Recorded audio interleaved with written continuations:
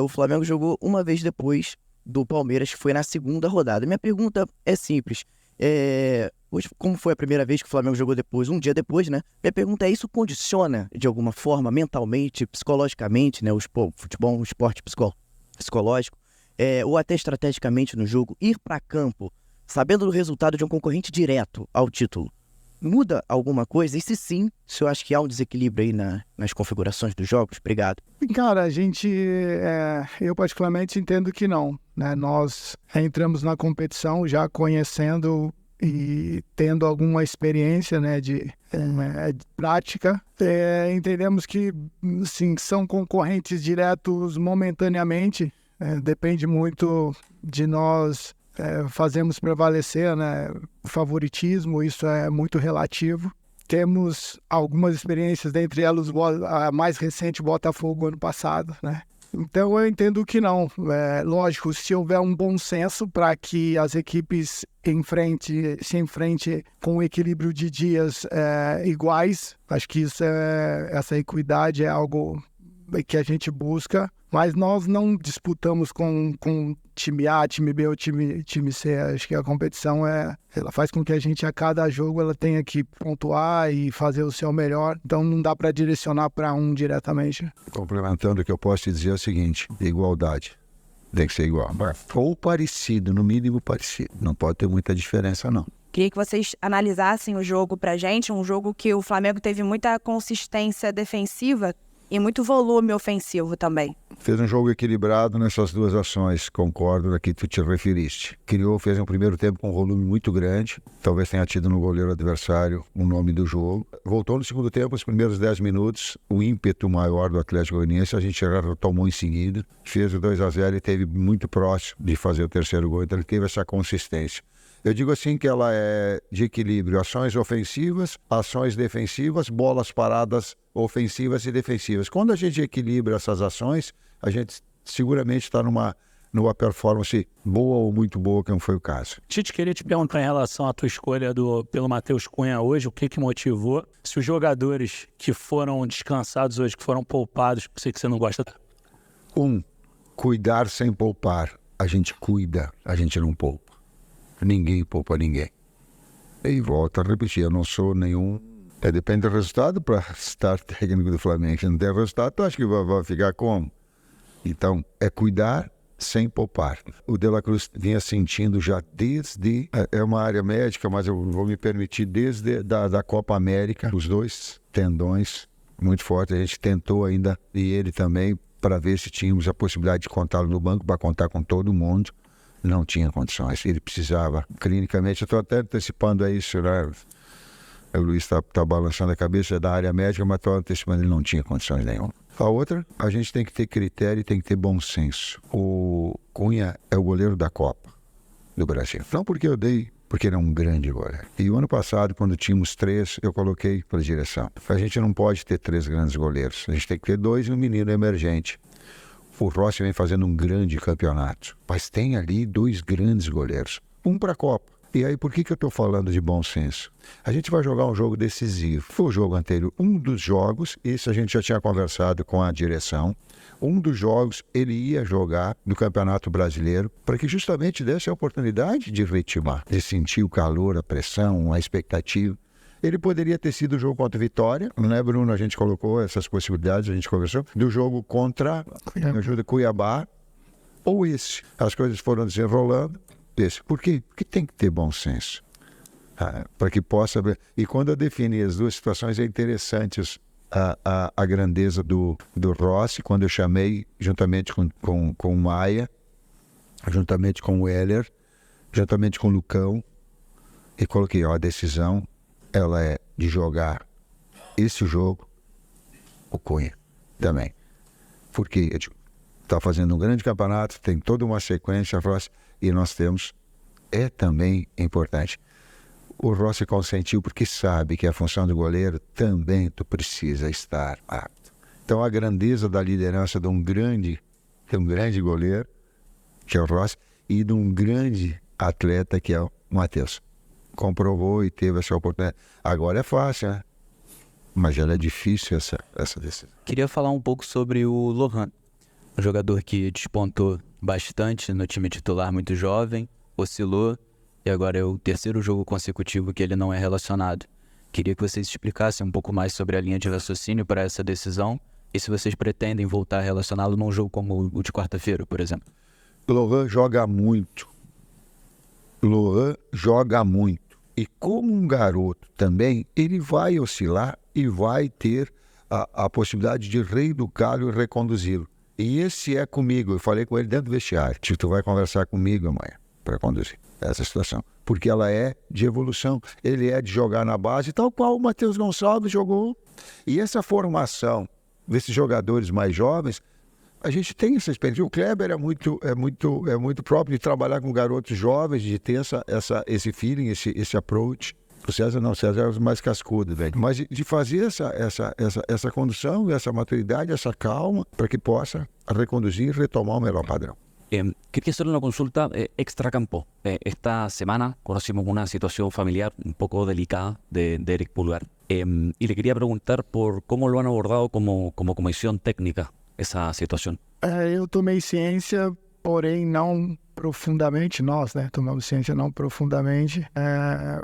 Particularmente, assim, se tivesse aberto para a gente alguma possibilidade, né, nós sempre estamos aí para ajudar a ele e a qualquer um, né? Porém não tivemos essa relação, né?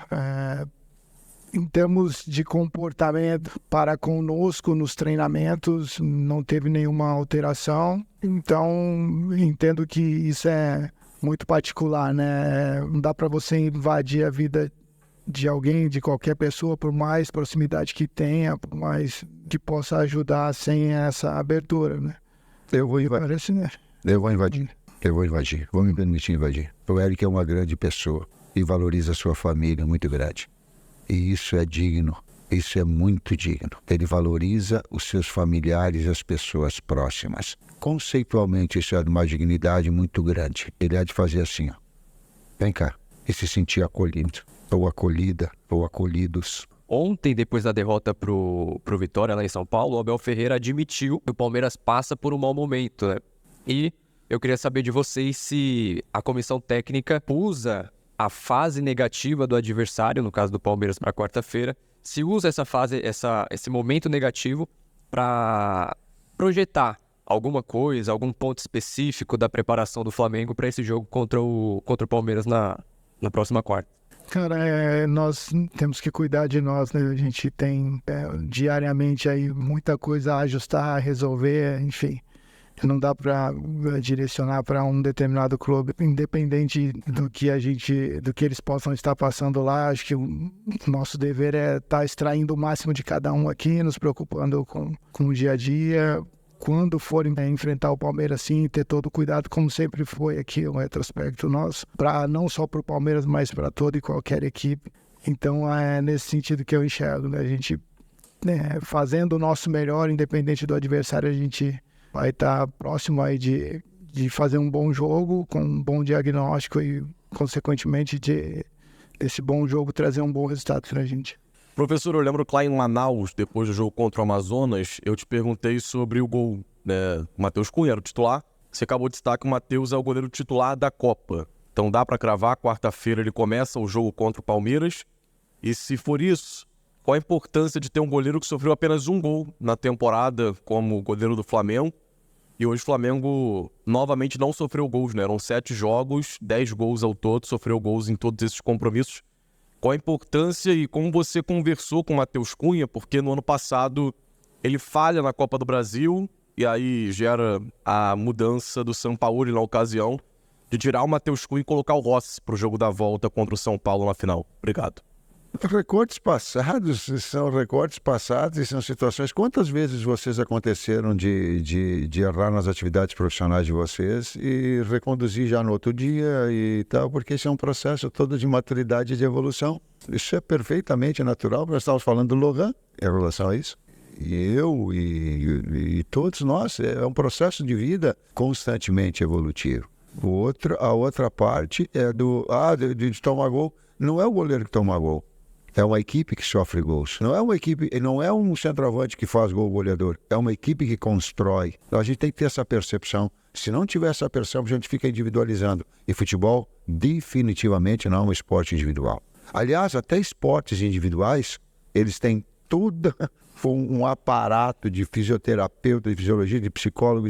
Olhem as Olimpíadas e a gente tem a condição de ver. Então, é multifatorial. Quarta-feira o Matheus é titular? Sim. E há uma concorrência, independentemente disso, uma concorrência para dar dos dois de performance. Ela é de qualidade, ela não é definir tu é esse, tu é aquele, tu é na Copa do Mundo, é oportunidade. E é essa evolução, essa briga do sarrafo na qualificação profissional de cada um de evolução. Eu queria te perguntar, Tite, a respeito de alguns avanços ali no nosso lado esquerdo que o Atlético Goianiense realizou. Você citou a abertura do segundo tempo, né, que ocorreu um avanço ali, a defesa do Matheus Cunha no cabeceio, mas na reta final ali do primeiro tempo também ocorreram 2 avanços ali em sequência do Atlético Goianiense. E aproveitar a pergunta em relação ao setor do lado esquerdo, se o Cebolinha ele retornou bem fisicamente, no aspecto físico ali, porque em alguns momentos da partida aparenta oscilar um pouco nessa questão. Queria te perguntar a respeito dessas 2 questões. Taticamente, os avanços do adversário do lado esquerdo, e o Cebolinha individualmente. Vou falar o que nós estávamos conversando dentro do vestiário. Eu falei pro Bruno e para a comissão técnica que estava toda ali. Eu digo, ó, o último campeonato brasileiro que eu disputei como técnico foi 2016. Depois acompanhei, é lógico, jogos, vindo, televisão. Só que aí tu vivenciando ele, tu sentindo ele no enfrentamento é outra coisa. Por que eu estou falando isso? Até 2016, eu não vi um campeonato onde a parte de baixo está tão para cima e a parte de cima, teoricamente, está tão para baixo e ele está mais achatado. Não tem nenhum jogo que eu vi de outras equipes também que diz assim, ó, esse jogo foi com uma facilidade maior que venceu. E não vai ser. Então, Atlético Goianiense é boa equipe, muito bem dirigida. Hoje tu tem toda a qualidade em termos físicos, eles estarem sempre na plenitude. Os jogos é muito achatado, o campeonato é muito difícil, muito achatado. Eu acho que é isso mesmo, essa igualdade, né? Esse equilíbrio na competição faz com que em determinados momentos do jogo a equipe adversária ela vai ter mais posse, vai criar mais oportunidades, ninguém é soberano 100% dos minutos. O importante é que nós, nesses momentos, né, a gente conseguiu controlar e já tínhamos feito um estudo sobre as forças do adversário e conseguimos neutralizá-las, né? Finalizaram, mas não se conseguiram concluir em gol. O Everton botou bem, talvez? Fisicamente, sim. Está no processo de retomada. Normalmente, quando o jogador fica um certo tempo, a gente precisa, é natural. É natural que ele venha buscar. Está no processo evolutivo. 2 jogadores com altíssima minutagem, né? Vem sendo importantíssimos para o Flamengo. O atacante Pedro e o meia Gerson. O Pedro, inclusive, recebeu o 3º cartão amarelo, não joga diante do São Paulo pelo Brasileiro, mas está à disposição para quarta-feira. E o Gerson, que é um fenômeno, se não me engano, 20 jogos seguidos pelo Flamengo. Ele que passou por uma situação dificílima, que foi uma cirurgia no rim, e cuja importância extrapola a questão técnica, né? Ele que é o capitão e um dos líderes da equipe. Como é que está sendo trabalhada essa situação desses jogadores que, obviamente, devem estar sentindo essa sequência? E no caso até do Pedro, né, com as opções do Carlinhos e do Gabriel Barbosa, que inclusive foram importantes mais uma vez, hoje foram utilizados, depois de terem sido muito importantes, diante do Vitória, lá em Salvador. Bom, são 2 atletas que importantes para a equipe, né? Nós já fizemos essa gestão de minutos com o Pedro na última partida, hoje também. No caso do Gerson, nós estamos utilizando especificamente em 2 setores, né? No jogo passado até como um primeiro meio-campista. Tudo isso respaldado pelo departamento médico, né? Todo pós-jogo nosso tem essa revisão física, clínica, para que a gente, como o Tite acabou na primeira pergunta falando sobre o De La Cruz, nenhum atleta vem para campo sem a condição e nem permanece em campo sem uma condição específica para isso. Então, o Gerson e o Pedro merecem, né, assim, um cuidado maior e a gente tem tido esse cuidado.